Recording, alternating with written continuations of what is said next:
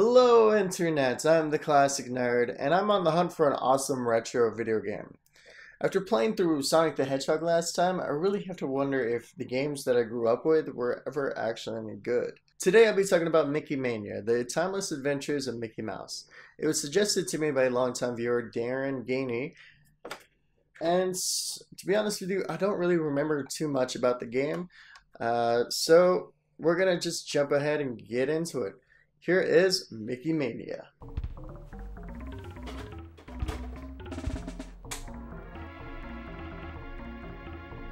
Mickey Mania was developed by Traveler's Tales and published by Sony Imagesoft for the Sega Genesis, the Sega CD, and the Super Nintendo. It was later ported to the PlayStation with some minor differences. It's a side-scrolling platformer where the player controls Mickey Mouse, who must navigate through various levels designed and based from classical Mickey Mouse cartoons. Originally, Mickey Mania was planned to be released as part of Mickey's 65th birthday. However, that would have only allowed for 6 months to develop the game, so that idea was soon scrapped. Yeah, remember when people actually cared about making a great game? It may have made more money if it was actually packaged on the 65th birthday of Mickey Mouse, but we'll never know. Instead, what we got was a game that pays tribute to Mickey Mouse.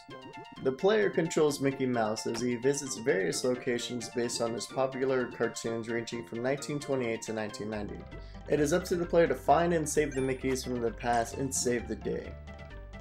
The walking animation on Mickey is really awesome. It is very bouncy and it fits the character of Mickey Mouse. All visuals in general are nice. It's 16-bit graphics at its best. Along with nice visuals, the audio in the game is pretty good too. The music fits the stages and themes are very nice, a true complement to each other. When Mickey dies, he actually dies. It's played out very cartoony with him falling down and then holding a flower in his hand, but look at him! Look at his eyes!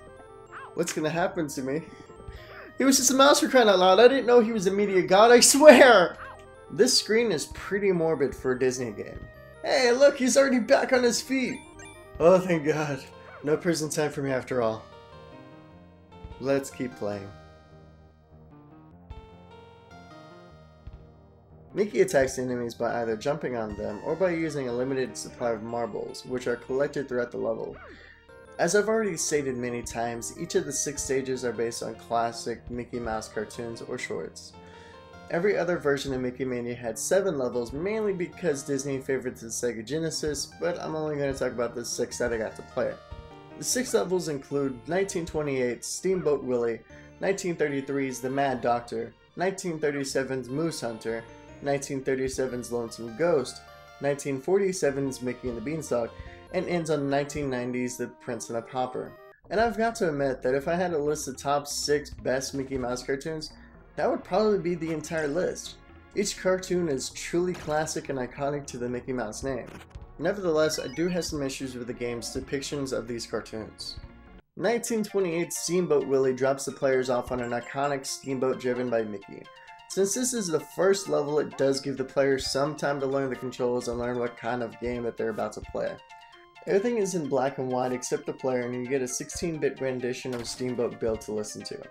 Everything starts off nice, but it soon turns to shit. My biggest issue with the stage is that it doesn't fit in with Steamboat Willie a minute into the stage. I'm not expecting a shot-for-shot video game level, but let me enlighten you on the short that the level is based on in case you don't know. The entire short revolves around one song, Steamboat Bill, which seems to be Mickey's favorite song. Pete, the bad guy, hates the song and hates Mickey, so he forces Mickey to do the hard work of loading cargo onto the steamboat. Some shenanigans happen, and then Mickey starts using random items and even animals to play the song. Anyways, to make a long story short, Pete is the antagonist in the cartoon, and the vast majority of the cartoon is set on a steamboat.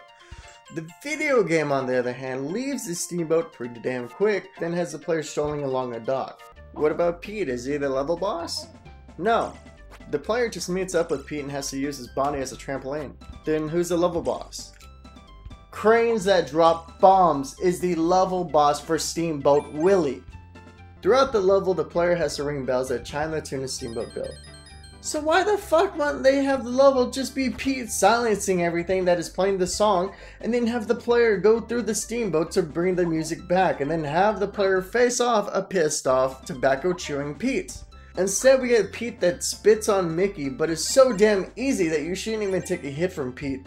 And then the player must destroy gears to stop cranes that are holding boxes that drop bombs out of them.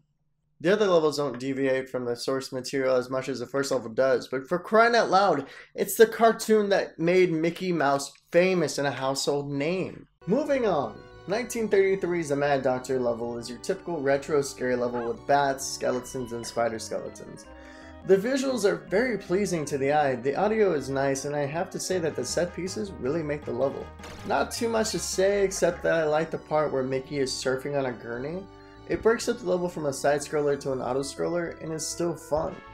The stage boss is none other than the Mad Doctor. He throws explosive vials at the player that are sometimes unavoidable, but lucky for the player, the developers place stars in the room to replenish Mickey's health. 1937's Moose Hunter level is honestly one of the most boring levels in the game. Stuff falls from the top of the screen with a giant moose running in randomly from the left side of the screen to attack Mickey. Then you have to outrun the moose, which isn't hard. All in all, it's an easy level. Moving on. 1937's Lonesome Ghost level requires the player to navigate through a giant spooky house filled with ghosts by jumping on platforms to progress. Not a whole lot to say here, there isn't a level boss, just get to the end to survive. Easy and honestly forgettable. 1947's Mickey and the Beanstalk. Okay, so remember when I said that the other levels don't deviate from the source material like Steamboat Willie does? I was wrong. First off, before we talk about the level, I want this to be known. Growing up, my favorite Mickey Mouse cartoon was always Mickey and the Beanstalk, and it starred Goofy, Donald Duck, and Mickey Mouse. Three very poor fellows that can't afford any food. All of a sudden, they have magic beans that grow into a giant beanstalk that leads to a giant's castle, where the men come across a meal on a table where everything is huge, and they pig out. But like every giant and beanstalk story goes, they get caught and must flee. I'll give you one guess as to how the level plays out. Go ahead, guess. Nope. Mickey is the size of an ant and has to battle bugs. This might make sense if he was up in the clouds where the giant lives, but it is so very clear that he is still on Earth. So why is he the size of an ant? Eventually the player does make it to the giant's castle, and there is a part where you're on the table with giant food items as set pieces, but still the player's enemies are bugs. You don't even get to see the giant, and level makes no sense. And do you know what? Again, there is no stage boss. There's 2 levels in a row without a stage boss. It would have been better to have the player outrun the giant like you do in Moose Hunter. You can even have the chase scene on the beanstalk and have the player have to platform down and avoid obstacles. That would have been fun and challenging. Instead, we get no real climax. Why were the developers so lazy as to not make a stage boss for Lonesome Ghost or Mickey and the Beanstalk? It just doesn't make sense. There's only one more level that I have to beat. I really hope it saves the game, or else I'll be on a never-ending hunt for an awesome retro game from the past. 1990's The Prince and the Pauper will test your patience and take time to beat. The difficulty has raised a bit between this level and the levels before it. For one, you can no longer just jump on an enemy to kill them, which means you had better saved up an arsenal of marbles because each enemy takes 3 hits to kill, and there are plenty of them to take out a careless player. The player must find the Pauper and the Prince and then go up against Big Bad Pete, and you no longer have any marbles to use, and jumping on him only hurts you. This takes time, but after a bit of practice, this part becomes super easy to do. Just be mindful of the falling stars and not to get hit by the sword that Pete throws.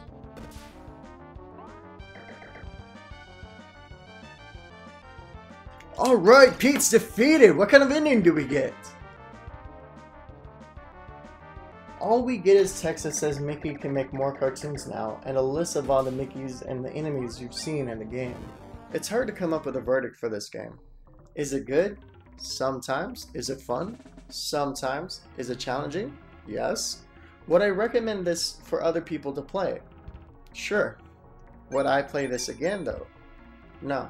I have to be honest, I didn't feel like there was any real reason to play this game over and over again unless you have a friend over and you guys are bored and just want something to play. Before I get this comment, I want to go ahead and extinguish it. I am not expecting a shot-for-shot level design that corresponds with the cartoons. Video games are very different than any other types of media. The level designs have to be fun and entertaining and non-linear for the most part. You have to go back and forth. In cartoons, you can only go forward. I just feel like it doesn't really pay homage to the cartoons as much as they think they do, and that bothers me. If we just forget about what it's supposed to be and what it actually is, then the game is okay. A truly awesome video game needs to be memorable, and Mickey Mania is not memorable, and it's also not awesome. Even though I do recommend that you guys and my friends actually go out and play it if you can, my quest is not over. I need to keep playing through retro games to find the ones that were actually worth playing. Since it's October, I've decided that the next game that I review will be